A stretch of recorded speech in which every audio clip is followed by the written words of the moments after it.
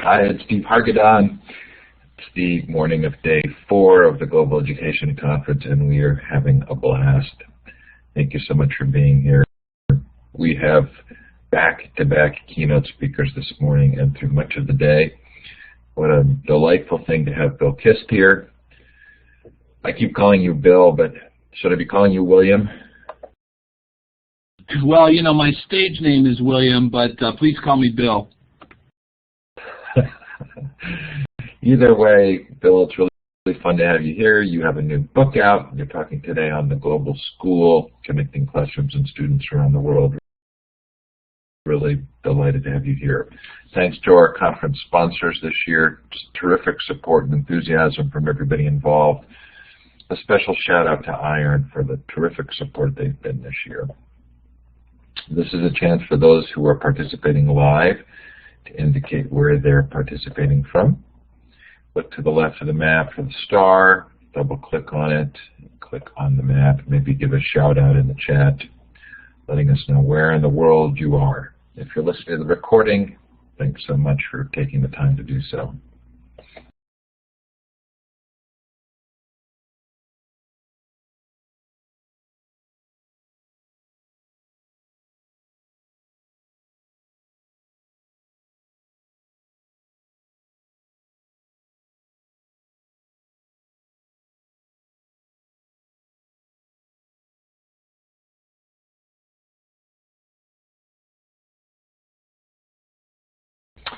Bill, I'll turn the time over to you. Well, thanks, Steve, and thanks to all the participants. I've been an admirer of this online conference for many years, and it's such an honor to be a keynoter today. I am new to looking at global initiatives, but I just have gotten hooked over the last couple of years. I've been working on my latest book, and it's just a real pleasure and an honor to be presenting today. And I really just hope to kind of give you an overview of where I've been and where I'm going, and would love to chat with some of you. I see we have people from Brazil, Los Angeles, and would love to answer some of your chat questions as we go. I show this picture of myself teaching in the 90s.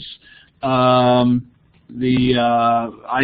began teaching as a middle school and high school English teacher back before the internet, and I think to myself, what an amazing thing that how far we have come in the level of teaching and the kinds of teaching that even a teacher who just has one computer with an internet access can achieve. I really got into this because of my interest in filmmaking and video. I brought my film and video equipment into my English classroom and was amazed at how motivating it was to my students.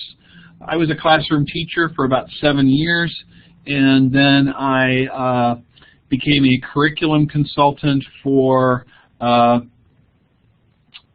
district and worked on my PhD, and now I've been at Kent State University in teacher education for the past, I guess, 10 years.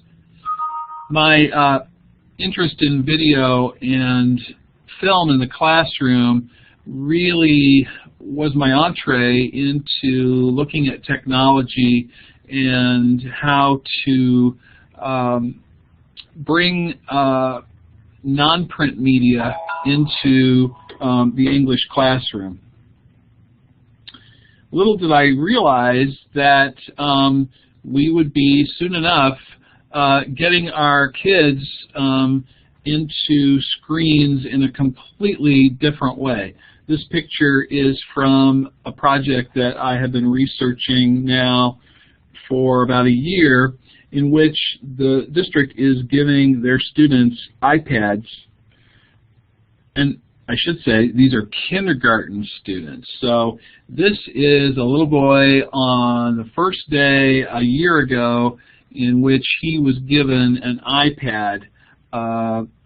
The amazing thing about this project is that the students are allowed to take their iPads home. When I asked and they're going to follow the iPads are going to go along with the child through at least 4th grade. When I asked the superintendent, why are you doing this? What is your motivation for giving every kindergartner his or her own iPad? The answer the superintendent gave was surprising. The very first thing she said was because she wants her students to be participants on the global stage. And she feels that starting them with an iPad that they can take home will position them to be part of the globalized world in which they now live. The really interesting thing about this is that this district is in a very, very rural area of Ohio. In fact, it is populated by many Amish people, and to get to the school, I often have to dodge horses and buggies. But she felt that her townspeople were increasingly involved in international interactions, whether through their businesses or just for their own, entertainment. They were in touch with people all over the world via Facebook, Twitter, and they felt that giving these little children the screen and helping them be able to navigate this new way of reading and writing would help them be part of the global culture. And there's the slide giving the superintendent's response. My ongoing research really for the last 15 years has been to look at characteristics of classrooms that embrace new literacies and social media. I collect examples of assignments, assessments, and rubrics, as well as perceptions of learning experiences. In addition, because I'm now in teacher education, I follow my students as they become teachers, and they create assignments and document their own evolutions as creators of new media classrooms. My work has been published in 2 books, New Literacies in Action, which came out way back in 2005 and definitely had global elements to it. I went to Canada and studied 3 teachers who were really into global collaborations. And then my second book came out in 2010, The Socially Networked Classroom. And I'm very proud of my recent book, which has led me to the presentation that I'm going to do today on the global school, in which I mentioned the Global Ed conference that we're taking part in as being a great way to for teachers to get interested, or if they're interested in global education, if they participate in this wonderful opportunity, they can really learn a lot in a very few days.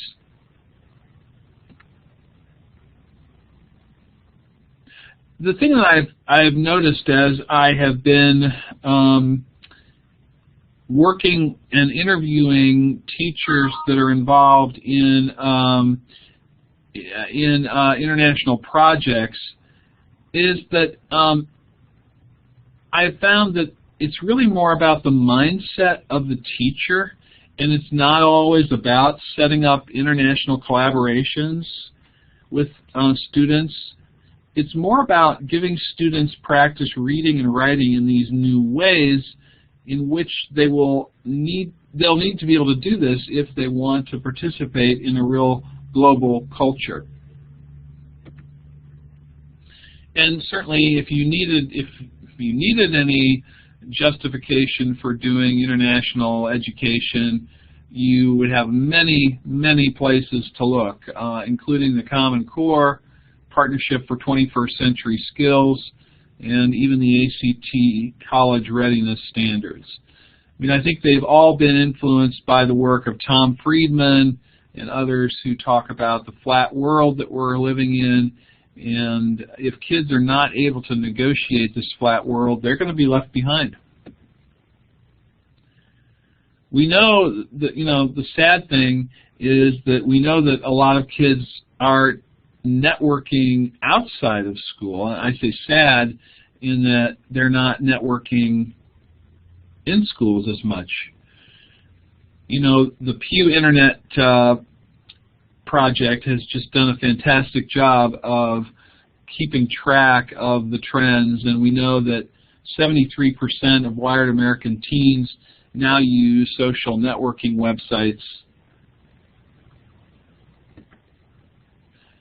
The first national survey of its kind finds that virtually all American teens play computer, console, or cell phone games. And this is, a little bit old data. 54% of teens text daily in September 2009. 1 in 3 teens sends over 100 texts per day, with teen girls leading with an average of 100 texts per day.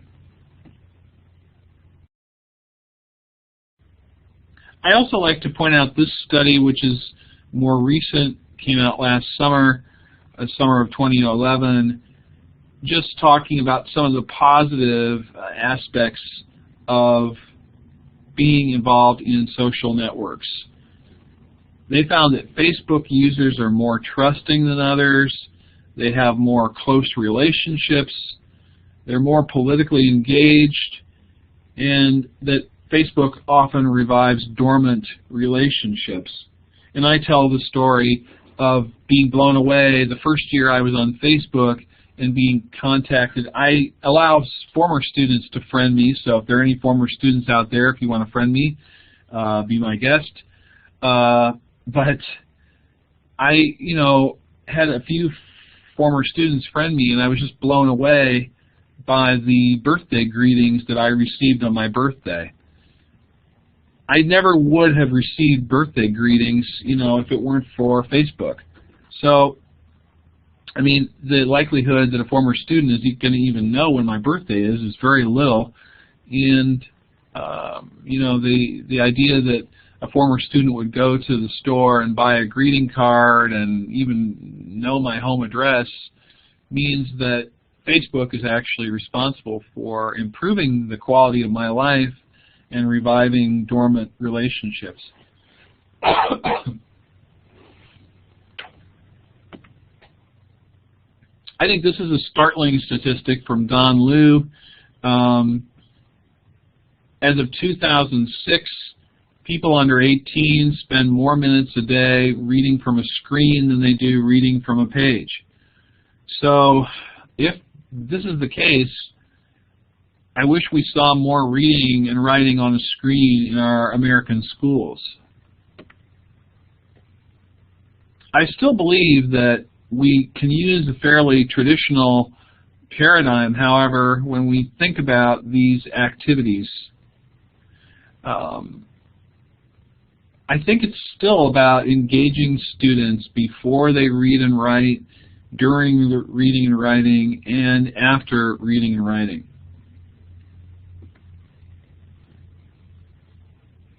I think we start with just some very basics.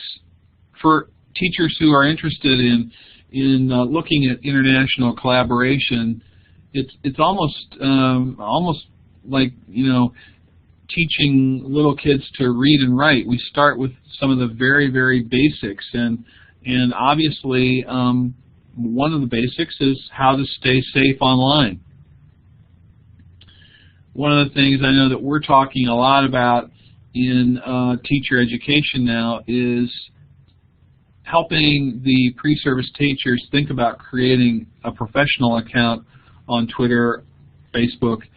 I don't know that it's always necessary not to use a picture of yourself, but if you're doing an activity with kids in which they're going to be networking using Facebook, your district will certainly be the first place that you want to stop to ask about what you're allowed to do and what you're not allowed to do.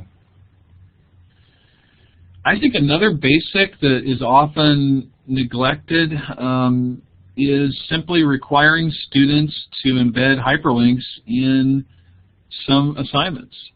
I'm amazed at the students that come to me at Kent State University who are 2021 who don't know how to embed a hyperlink in a document, which means that they're really not capable of writing effectively for an online environment, which is one of the key foundations of any kind of international collaboration. If you don't know how to write for an online environment and embed a hyperlink, your text is just not going to be as effective as someone who knows how and why we choose to embed a hyperlink at a certain point.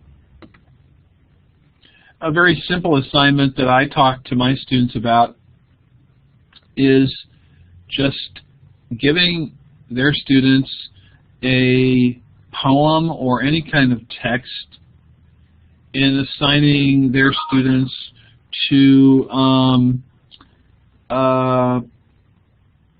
embed the text with X number of hyperlinks.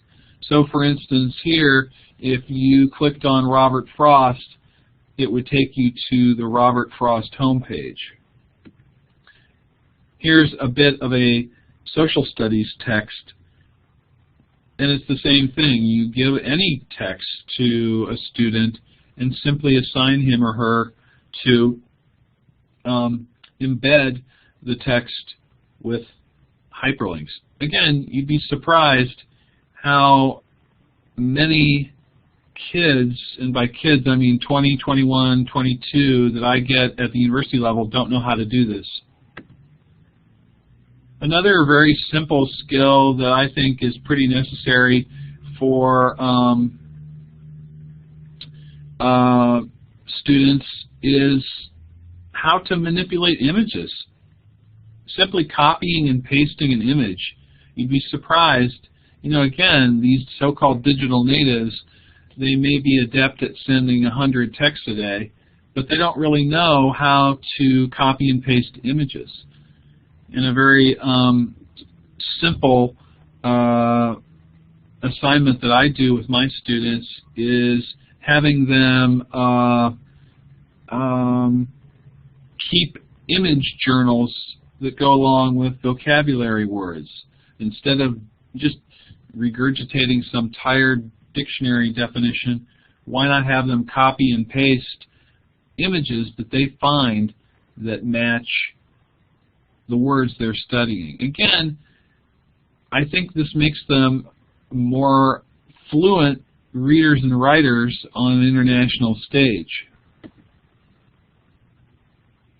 And then I think we all know that the key part of social networking is making sharing a priority. And I know that I need to do a better job of this myself. I think a lot of us tend to lurk in social networks, and we need to give back. So, if you take a good picture, share it. If you read a good book, share it. I mean, there are all sorts of places that your kids can share books and share their thoughts about books, or movies, or music, or video.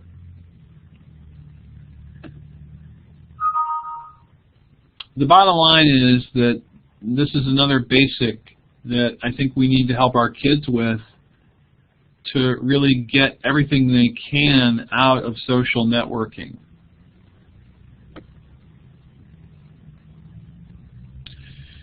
Moving on, I'm aware in the United States, and I'd be really interested in hearing, from those of you who are not from the United States today, what your barriers are. But in the United States, we continue to have a lot of districts who block key websites, even Google, Wikipedia. There are many, many districts that feel that these websites are just too dangerous. So if you are in a website, if you are in a school district that blocks and makes your life miserable as a teacher, I think a way of getting around it is to come up with assignments that mimic blogging if it's not possible for the students to blog and be in the blogospheres themselves. And I see we have an international participant saying that in their case it may be more about bandwidth than blocked sites. So whatever your barrier is, sometimes I find if you can set up assignments that mimic the actual internet, at least you're getting the conversation started with your students, which is the main point. A simple assignment that you can do that mimics blogging is an old-fashioned one, hyperlinked double-entry journals. A double-entry journal is where you simply have the student react to a text, such as here is a reaction to WINTERGIRLS. The student writes the quote, and then there's a reaction from the student to the quote. This quote made me laugh because it made me think of my family at Thanksgiving and how we always get into fights. But this assignment was created in a Word document and might not necessarily be put on the blogosphere, especially if this person's in a district with security fears, but at least this student has gotten practice in how to work on a blog-like assignment.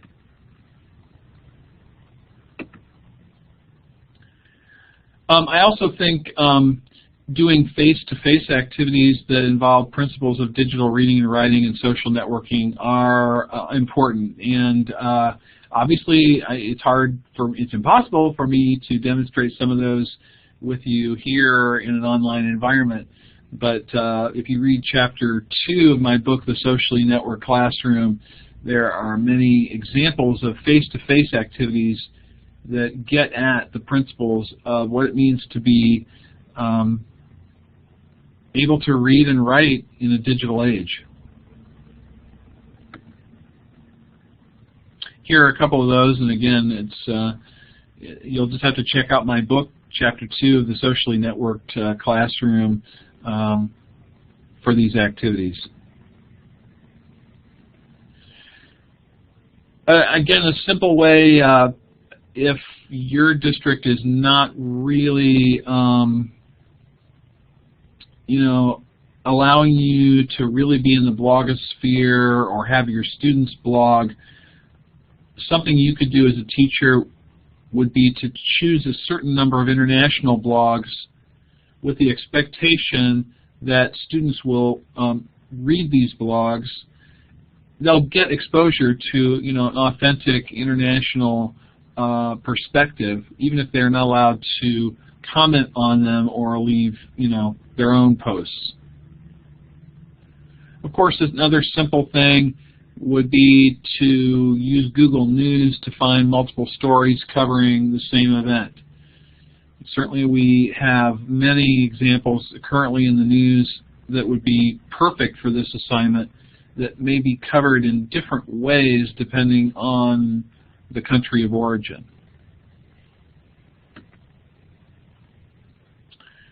Finally, it may be possible for some teachers to start a class blog.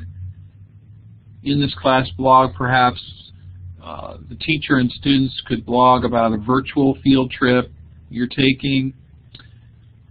Global Trek is a great website for helping to plan virtual field trips, and again, it's kind of a simple, low-tech way of being involved with international experiences even if your district is not really allowing you to set up international collaborations.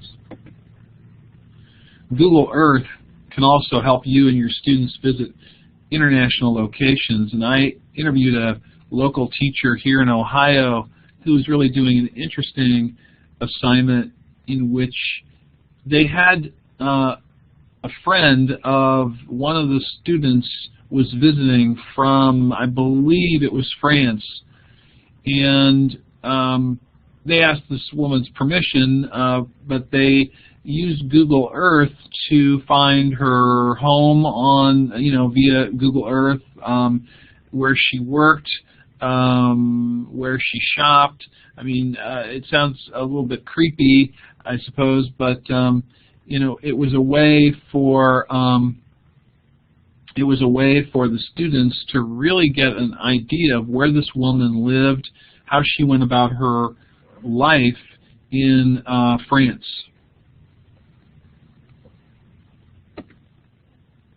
Of course, we all know that blogs can be used to house student work, perhaps produced collaboratively with international partners. And I've collected over the years, many examples of teachers who are using the blog format to exhibit student work. This is William Chamberlain's blog in Missouri, Knoll, Missouri, who also uses the blog to exhibit student work and even stream video. I think the most powerful example of blogs, though, is just using it as a learning log and allowing students to, write as they learn, and it's a constant 24/7 class discussion.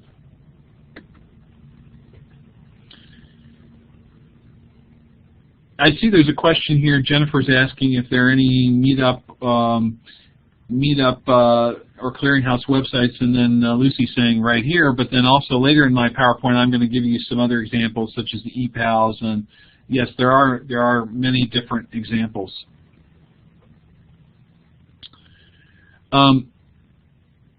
Wikis seem to be the platforms that many international... thanks for collecting the questions, Adina. I see that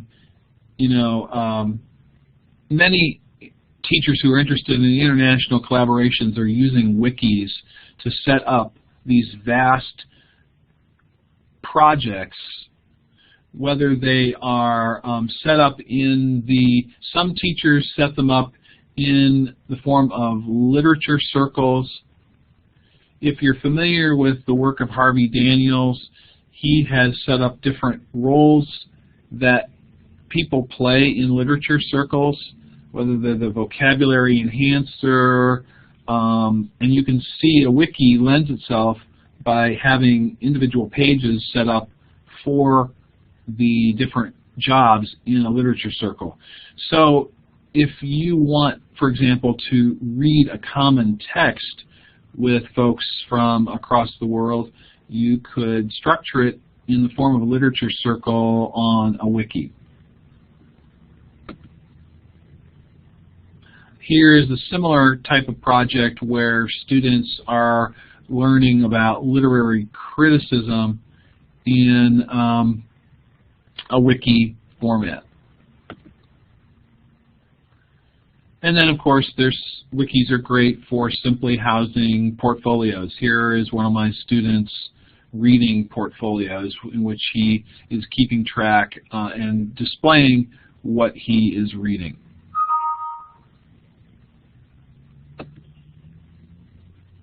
NINGS, I'm not seeing used quite as much anymore, because NINGS started charging, but this conference is set in a NING, and so NINGS are still being used, certainly.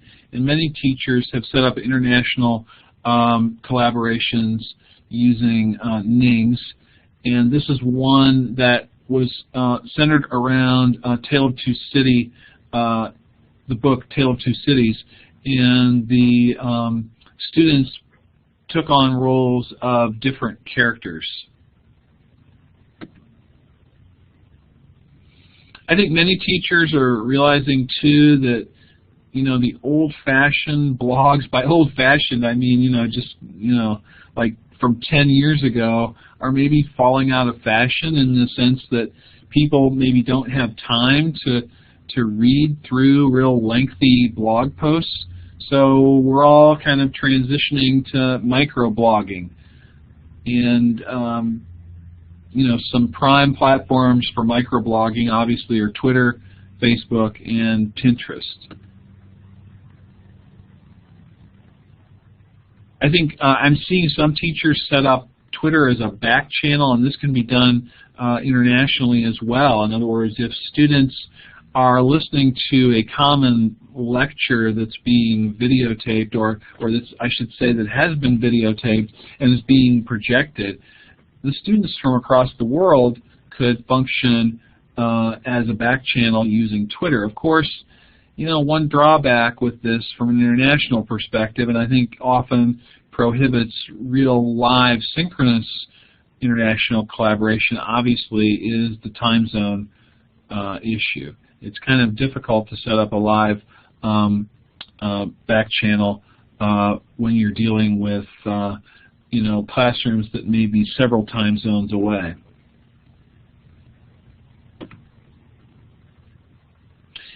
But if you're challenged by this kind of problem with the time zone, which everybody is, you might want to think in terms of using Twitter and Facebook more as class bulletin boards, and use the hashtag again, so it becomes a way that even if students aren't able to chat live, at least they could comment on something really, you know, throughout the day and several days. So it becomes a 24/7. You just have to obviously publicize what the hashtag is for the event or for the class discussion. There are certainly teachers that use Twitter, such as the famous Paul Allison, who has his Youth Voices, which, you know, broadcasts to a global audience. He has his students, whatever they're working on, they have the option of posting their work through the Youth Voices Twitter feed, and that allows for anonymity and protection. There are more and more districts in the U.S. who are getting brave to use Facebook at school. What's interesting is I'm finding that there are more and more of these uses of Facebook that are popping up informally. Let's say you have a student who is struggling with a trigonometry class, for example. You may have the student set up Mr. Jones Trigonometry 9th Period Study Group, and the teacher may or may not be a member of this group, and sometimes the district may allow it if it's not organized by the teacher, him or herself. But I'm becoming aware of more official uses of Facebook in a school. Obviously, if you are going to use Facebook, and of course with 1 billion users worldwide, it's too bad that we can't use Facebook more with younger students. Of course, I realize there's a 13 age minimum, but years of age minimum. If you are in a district that allows for official Facebook use, you obviously need to talk about, and what a great opportunity to talk about the difference between having a personal and professional Facebook account. In this case, professional account, the students use first names only or pseudonyms, and some districts even insist that students just use avatars and do not use a picture. Students then and teachers form writing groups and comment on each other's writing. It could be used to form literature circles to discuss books. And here's an example from a project that I worked on in which we discussed books. My pre-service teachers discussed books with high schools, I think sophomores in Wisconsin. And it was great practice for my pre-service teachers to facilitate a literature circle online. And it was nice also for them to get practice using Facebook for an educational purpose.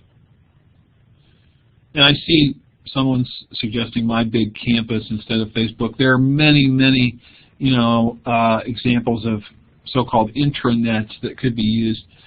I guess I wish we could figure out a way to use Facebook and Twitter more, since that's what people use in the real world. But there's certainly nothing wrong with using something, obviously even something like Moodle, to perform some of these same things. And here are some famous examples of existing projects that allow for international collaboration, such as this conference itself. The Flat Classroom project is extremely famous, in which students collaborate on joint projects and EPALs.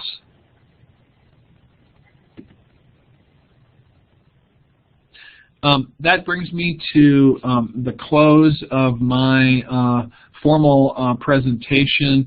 I guess I just felt that maybe I could provide a perspective that may be a little different from some of the other keynoters in this conference, and that is that I believe that we really need to set a foundation of digital literacy skills. I hate to use the word skills, but I just really feel that there are some things that kids need to be able to know how to do before we can even get to talk about international collaborations. If the students cannot function, cannot read and write in an online environment, they are not going to be able to collaborate or really view the world in a meaningful way. I'm not saying that you can't certainly learn about the world via a book, the old-fashioned way, but I feel that these are skills that the students are not getting in the typical U.S. school. I wish the core were more specific about such things as embedding hyperlinks, but they're not. And I just fear that the students that I'm getting were born in 1990, 1991, 1992, and I'm finding that I have to teach some of these basics to these so-called digital natives, and I wish that it would happen more in the K-12 setting. Now, I think I have to leave here at the 45-minute mark, but it looks like I have a little bit of time here that I would be glad to respond to questions. Bill, one of the questions from Rhonda is, how would young professionals create a classroom in which collaboration is encouraged? And if she were to hire someone as a young professional, what kind of collaborative or training skills would be necessary? I think the question is, Rhonda's asking about young professionals. I guess she's asking about what she would be looking for, what the students should have coming out of high school. Do you think that's the question, Adina? Yes. Well, I think what I have found in these international collaborations is just that they are collaborations. And what I find interesting is the number of students that come to me at Kent State who tell me they hate group work, they hate group projects, They don't want to be assigned group projects. And that troubles me, number one, because my students are future teachers. And I think it also troubles me in that they have apparently experienced group projects that are not set up properly. I guess to answer the question, I think there are certain skills that one has to master to be able to collaborate with someone. Good listening, good reading and writing skills. That's why I've emphasized in this presentation today having good digital reading and writing skills, I think, are necessary to forming good collaborations, because that's the only way we're going to be able to communicate with each other is in a digital environment, unless we're going to, call someone up on the phone. So those are some things that come to mind. Being able to listen, being able to read and write in a virtual environment. Thank you. One more question from Claudia. You referred to student activities. She would like to know ways through which they could deliver those activities to you, the instructor, mimics or some other ones. Well, again, I teach in a university, so I have the advantage of working with adults, but I would say, just in brief, that I now collect everything via email. So when you're saying, how do I deliver the assignments, I mean, everything that I do is emailed to me. In other words, everything that I have the students do is emailed to me. I do not collect anything on hard copy at this point. When I do face-to-face activities in class, I do still meet face-to-face with my students, as I'm sure most of you do. If there is something in class that they are going to be doing for a grade, I see Claudia's asking, do they show it in class online? Yes, I mean, sometimes I have them display their online assignment to the class face-to-face.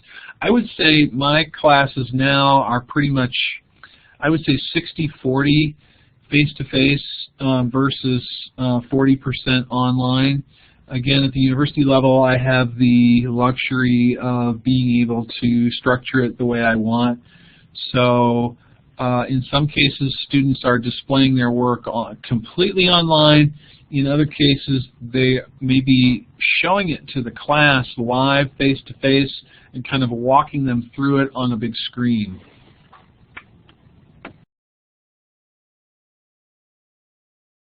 Thank you. And one last question from Jennifer. She would like to know what is the best avatar creating website, or if you have any suggestions when it comes to avatars and collaboration. Well, the most famous avatar creator is, I believe it's Voce, V-O-C-E, or Voki. And I will have to look that up exactly. Maybe someone here listening, let's see if I can find it here quickly. I'm looking it up here.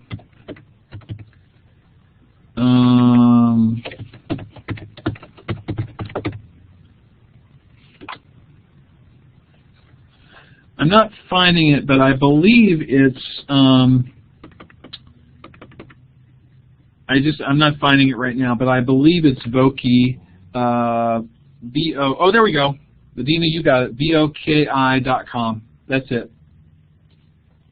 I think that's the most famous one. You know, that's also a great one for setting up foreign language situations in which the student gets to practice speaking a foreign language with an avatar.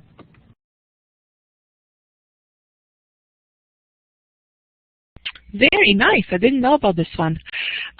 This is it. We had these questions and you answered them very well. Thank you so much for this presentation. Thank you for having me. I'm really honored to be asked. Excellent. We are going to stop the recording now, and if anybody wants to hang out and continue chatting with Bill, please feel free to do so. Thank you so much again.